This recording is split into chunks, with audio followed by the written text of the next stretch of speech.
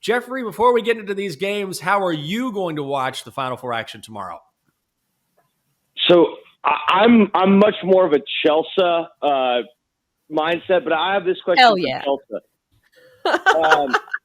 So because I completely agree with you. When you have a massive bet, like you need everything, you need all the surrounding settings to be correct. Like you need to be in a home environment. Like I'm like the 2010 Saints at home. Like you get me away from the dome, I'm terrible. But you get me in my environment, I'm awesome.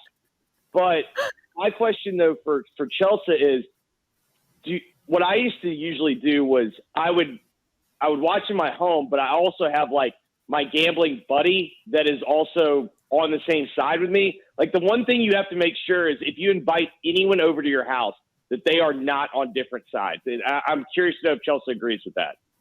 Oh, for sure. My husband goes against me all the time. And it's funny because this is my literal job. And my husband's like, nah, I like the other side. I'm like, wow, thanks, sweetie, for the support. So must be nice to have a Scottie Pippen to your Michael Jordan because I don't have that. God, Must that makes be me nice. feel so much better because my wife will do the same thing. Like she's like, that's wrong. Like that side's wrong.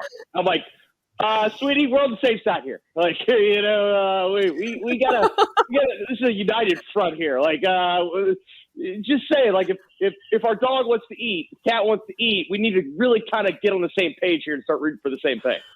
No, the best part of marriage is like keeping score against each other. I know there's romance and all that, but that's how my marriage works. But that's good, Chelsea. You should offer that as marriage advice. That's good. The best part of marriage is keeping score against one another. That's very good, very healthy. I hate to say it, but Chelsea's as wise as an owl because I mean that's what I've always said. Like, what's the number one rule in marriage? Like, keep a scoreboard. Because here's the deal: she's keeping one, so you might as well keep up. Yeah, everybody's keeping score, whether they tell you or not. But speaking of great advice, Jeffrey, last time you came on the show, you said fade the Mountain West, and boy, was that great advice. So we've got to get your take on some of these Final Four games. Let's start with the big one, Duke, Carolina. North Carolina is getting points in this one as Duke is laying 4.5 and a total that's really high at 151.5, I believe. Is there a side or a total that you like in this one? Well, Chelsea, as a man that of deep, profound faith, I have to believe that in the end, good will overcome evil.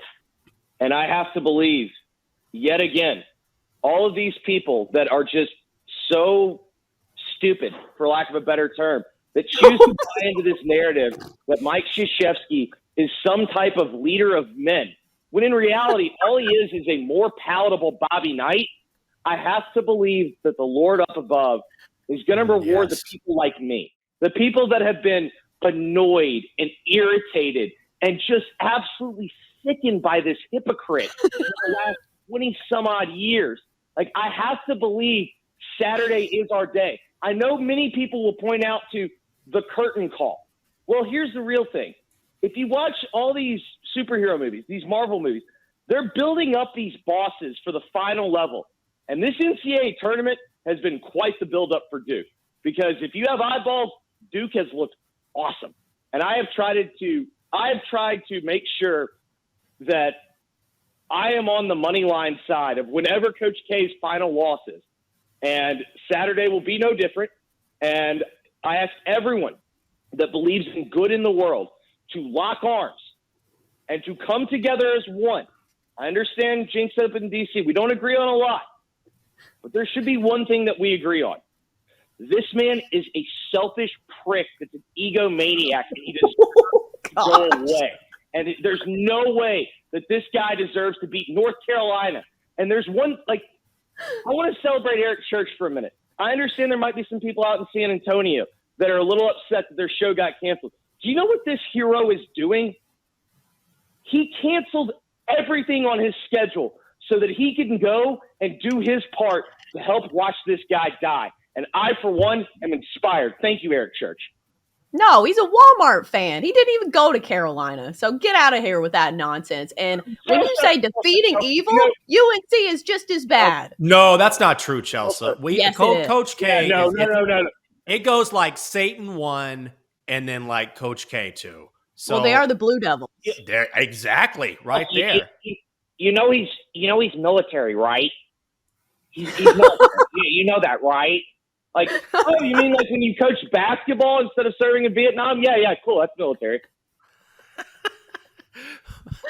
I totally agree with you, and we're talking with Jeffrey Wright from BetQL, who is doing a masterful job of really extrapolating the hate that resides deep down in all of us who are real Americans and great basketball fans.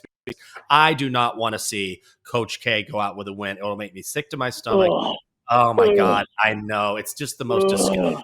We live in a divided world, but the one thing, if you're not a Duke fan, we can all agree on is send Coach K out with the biggest L possible. I would love to see that. So we know about Carolina and Duke. That's a night game. Let's talk about the earlier game here where you've got Kansas laying 4.5 against Villanova.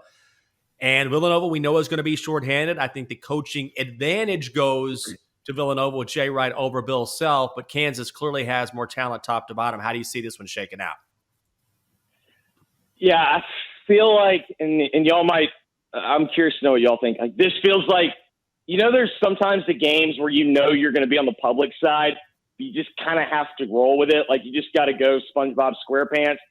That feels like this game with Kansas with me, because I do think there's an element of, like, Kansas ain't played nobody, Paul. Like, I do think there is an element of, like, their whole path to this point has been pretty soft. And if you've watched Nova, they haven't been, like, overwhelming Villanova where you sit there and you go, oh, my God, like, they cannot miss a shot. But they've just been so smooth, so composed. It's just, without Justin Moore, I do not know how they score enough. And Kansas does have that ability to turn on what we saw for, like, that 10-minute stretch in the second half against Miami, where when they decide to, like, actually, like, run offense, turns out that they can score a lot. I just think without Justin Moore with Villanova, they're basically going to go 5 deep. And if you get anything in foul trouble, like if you get any kind of, like, tight-ish whistle, you're already just fighting uphill. And to me, it's one of those situations where I think I want to talk myself into Villanova, because it's like you want to be clever and you want to say, like, everyone's on Kansas, but I just don't see how it happens.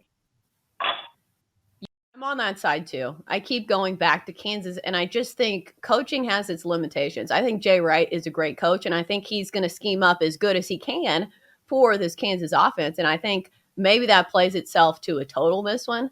I think Jenks and I are both looking at an under in this one, just because you see the pace of play that Villanova tries to establish, the fact that they're missing one of their best scorers.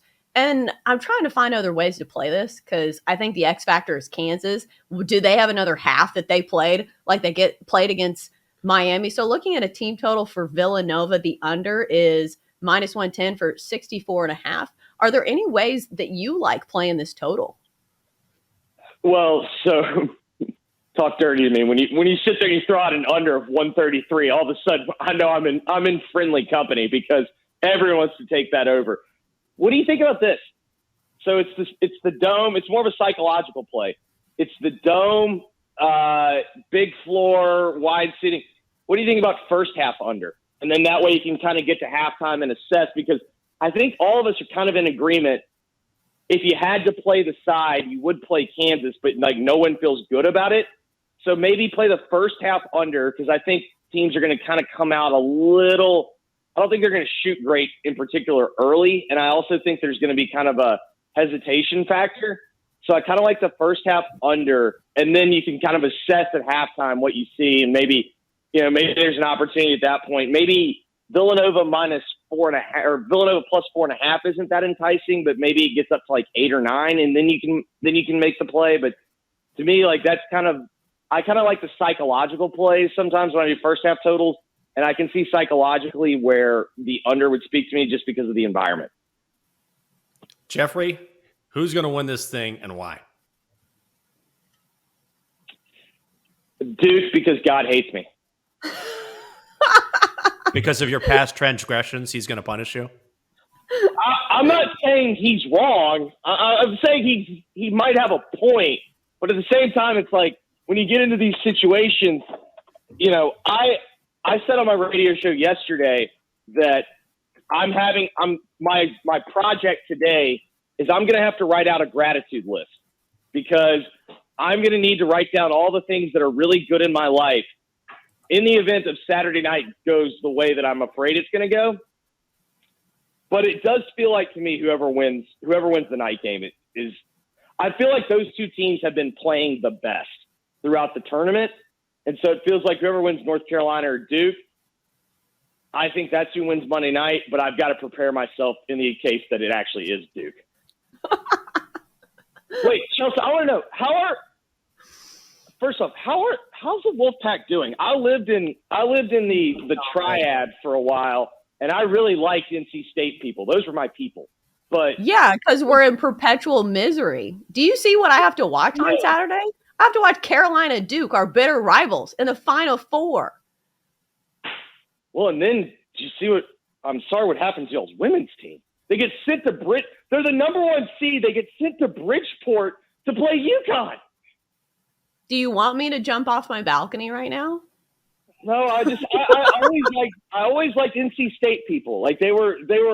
I liked their self-awareness. They always had good senses of humor. And honestly, what's the worst day for people with senses of humor? Like if you have any kind of funny bone, there's nothing worse than April Fool's Day because every single unfunny person like on the planet decides to be funny, and it's just an attack on us.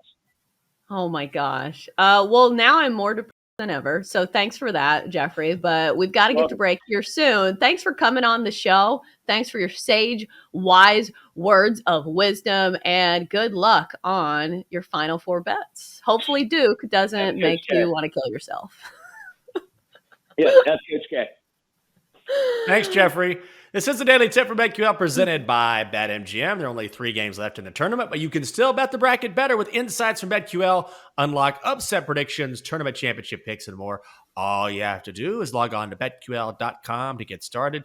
Chelsea, that took a turn. This guy is going to be repenting all weekend, hoping that he doesn't see Coach K win. And then you were doing well. You were in a great mood at the top of the hour. Now you're about to jump off the balcony because he asked you about watching UNC Duke. That took a turn.